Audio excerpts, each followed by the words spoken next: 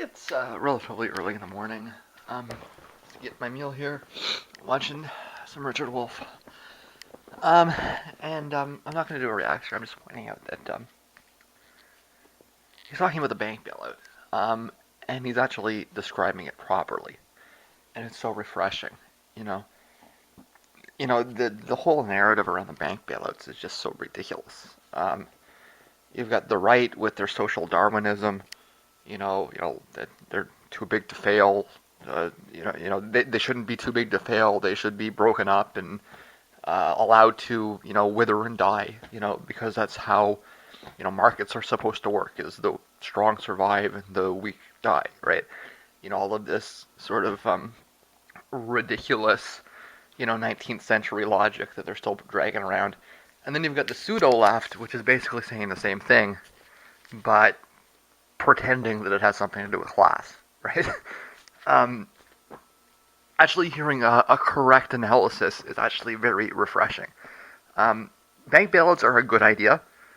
In fact, a lot of people would argue that that's the definition of the left, or at least it was in the Keynesian period.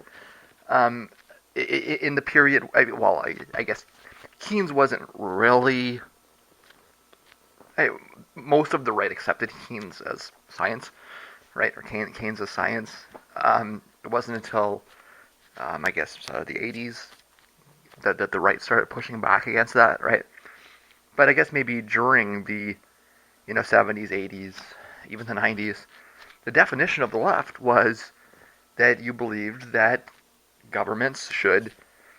I mean, the definition of the left, right? Not the real left, but the TV left, right? The left as it exists in the um, uh, you know truncated contemporary spectrum.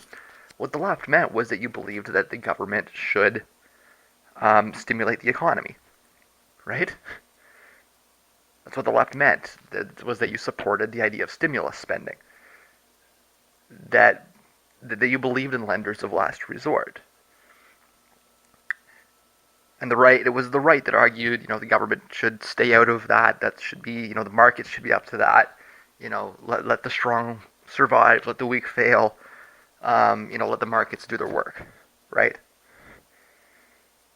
Nowadays, it seems that both the mainstream left and the mainstream right have adopted this neoliberal position, and there's no debate about it. So you go to sources that are advertised to you as left, and they just regurgitate the same stupid right-wing nonsense, right? So it is. I mean, even people that you think should know better, right? And you gotta wonder sometimes, if somebody's paying them to say what they're saying, right? But it's refreshing to hear the actual problem coming from somebody that's certainly outside of the mainstream, but widely respected in the proper circles, explaining that the issue is that the banks weren't lending, right? And to be honest with you, I don't even think that that's a particularly obscure position. I think that if you look carefully, you can see a lot of mainstream economists point that out. It's just that the demagoguery, over the entire spectrum is just absurd. And it would be really nice if you could hear more mainstream politicians that identify on the left actually demonstrate that they understand what's going on, rather than just throwing a lot of nonsense in order to work up crowds, right? Um, I will do plenty of reacting to Richard Wolff um, over the next little bit. I'm sure. Um, he does these monthly updates, and I've got a few to catch up on. Um, but this is more of a recommendation. Um, he's very engaging to listen to. You need to have some background knowledge to follow him. Um, Meaning you should probably have graduated high school and taken an introductory course um, in economics or a couple of courses in math, right? Um,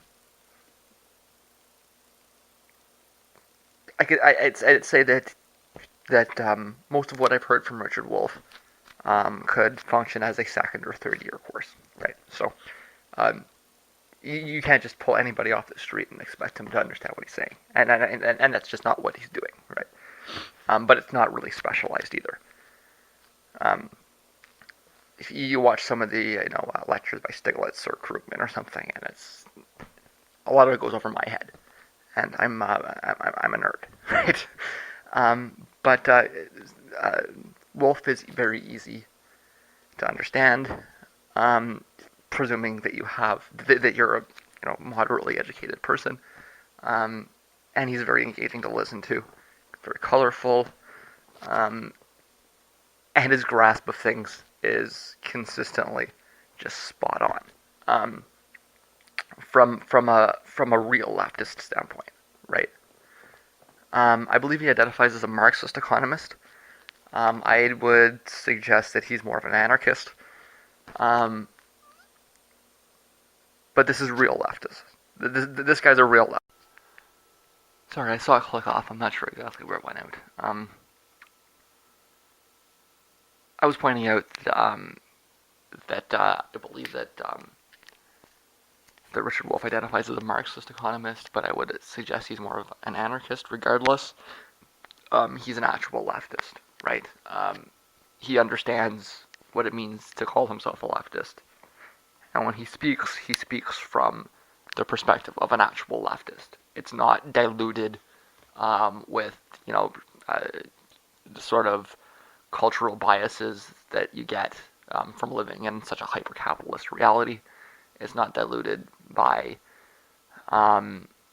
sort of weak understandings of things pushed to him by bad media or just confused parrots.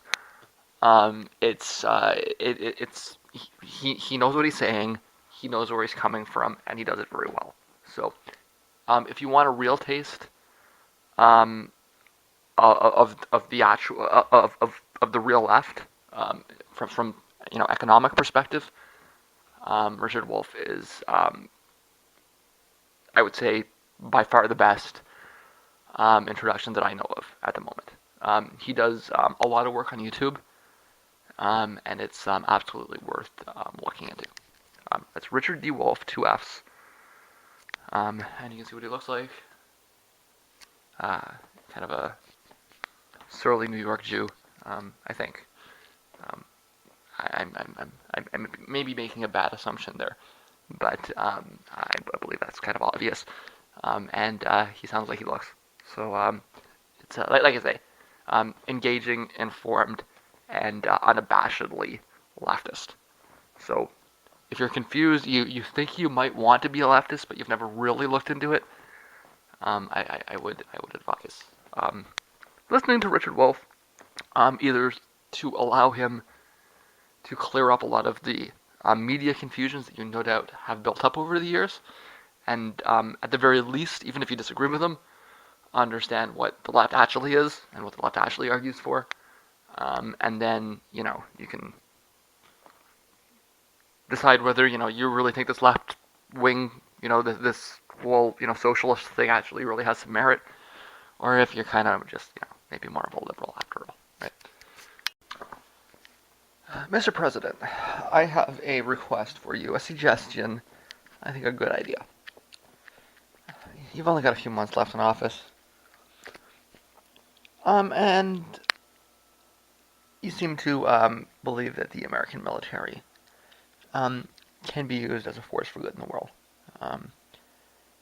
To your credit, you have been a little less adventurous than your predecessor, or no doubt your successor, but you do still nonetheless see the military in those terms. Rhetoric about hammers notwithstanding. I believe that there is an excellent opportunity for you to use the American military to great global advantage. Um, although I believe that you'd need to act quickly, and you'd have to accept the possible consequences in terms of your speaking abilities after the fact. There are two islands in the Caribbean by the name of, did he say Aruba or Bermuda? You know what? I'm not sure if he said Aruba or Bermuda. But I know that the other one is the Cayman Islands. And they function as tax havens, offshore tax havens for American businesses. And, you know, we can talk about collusion or whatever else, but, the reality is, from a legal perspective, there's not a lot that the United States can do if a company decides they want to set up in one of those islands. And then, you know, your government, our government, all the different governments end up getting screwed out of tax revenue that they could use to do positive things in their own countries. From building roads to maybe setting up a universal healthcare system. So, my suggestion to you is that you take your great military might, you suppress, um, uh, the painful memories of Margaret Thatcher, and you take your military and you go into these Caribbean islands, you dismantle the government, and you set them up as American protectionists. Okay. Russians, Chinese, they're not going to do anything about it. It's in your sphere. You can do what you want, right? I think everyone agrees that that's your ocean. That's your space. You can do what you want with it, right? You do that, you eliminate the single biggest problem, single biggest structural problem that you've got. And I mean, you don't really need to kill anybody either, right? You can just parachute in. I mean, what are they going to do, right? So this is something that I think you should think about very strongly, Mr. President, before you leave office. And hopefully you see the wisdom in it, and I can hear about the American invasion of the Cayman Islands sometime in the next week or so. That would be great. Thanks. I just want to point out that he's drawing another contrast here with the auto bailouts to the bank bailouts, and he's actually analyzing this correctly, which is again very refreshing, right?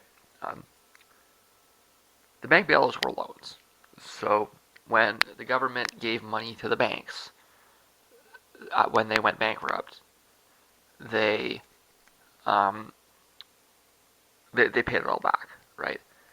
You could even argue that it's just sort of like an accounting trick, and is essentially uh,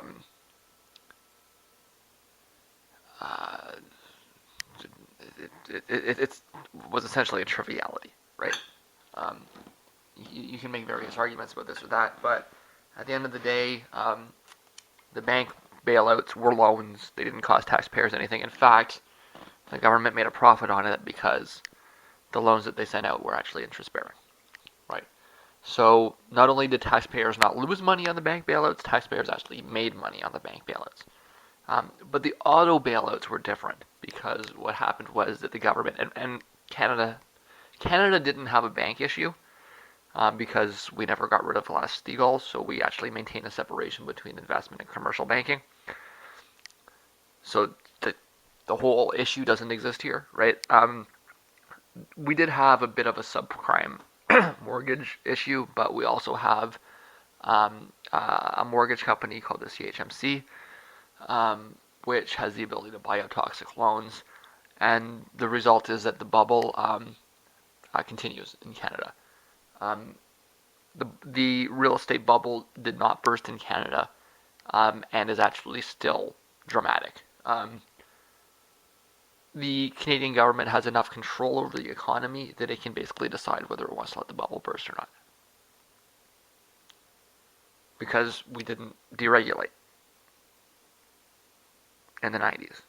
We kept all of those systems in place, and they worked the way they're supposed to, right? But we did have to deal with the auto issue, right? And we did basically the same thing that you did down there, which was that we bought a whole bunch of shares of the auto companies. We restructured them, and then we sold them at what was ultimately a loss. Okay, that's different, right? Um, you can make a few different arguments like that. In hindsight, should we have just given them a loan and then charged interest on it and then actually made money on it? Well, maybe. I think that what a lot of people were kind of hoping for at the time was that what would happen would be that the government would take over the companies, would restructure the factories into a different product, and would either nationalize it or just retool it, right? So, for example, I live in South Detroit, big auto town down here, right? What could have happened was the government of Canada could have bought these factories and could then converted them into electric train factories, right? So instead of buying trains from German companies, at losses and long waits and all these other sorts of things, we could have converted the factories into in-house production facilities, and we could have produced our own trains instead of buying them from somewhere. Actually, just put them on the lines like that. Um, created an industry that would sell things to other countries and just held on to it, right? And I think a lot of people in the States were thinking the same thing. We're hoping the same, or something similar as well. I know there's been a lot of talk of high-speed rail in this election. I've heard more than one person suggest that what Obama could have done was, seize control of these GM factories and then converted them into infrastructure um, production facilities, right? That could help, finish the things that are necessary. Instead, they sold them to, spun some of it off, sold some of it to like German companies. Like it was, I really am not happy about what either of our governments did with those auto assets. And the result was that both of our governments did lose money in the long run because they were sold for less than they were purchased. Okay, so if you're going to be upset about these bailouts on these sort of fiscal conservative terms, where it's taxpayers' dollars, we are the National Citizens Taxpayers Coalition, and we demand that the government has a better accountant of our taxpayers' dollars. You want to do that sort of spiel. You want to be the conservative in the room, great. But you should be upset about the auto bailouts, not about the bank bailouts, because taxpayers came out ahead with the bank bailouts, but actually lost quite a bit on the auto bailouts, right? Does that mean they shouldn't have done the auto bailouts? Well, no. There were a lot of jobs there, and I think that most serious people agree that something had to be done. It just means they didn't do it right, right? There's all kinds of structural things they could have done, and certainly selling it off at a loss is functionally just a shift of tax money into it's functionally just another type of corporate welfare, right? So, yeah, I'm just pointing out that he got that right. Again, Richard Wolff will usually get things right. I corrected him on the minimum wage bit, but I think that if I was to sit down in front of him, we were to have that talk, he'd probably come around to me pretty quickly. But yeah, he got that right, and that's refreshing.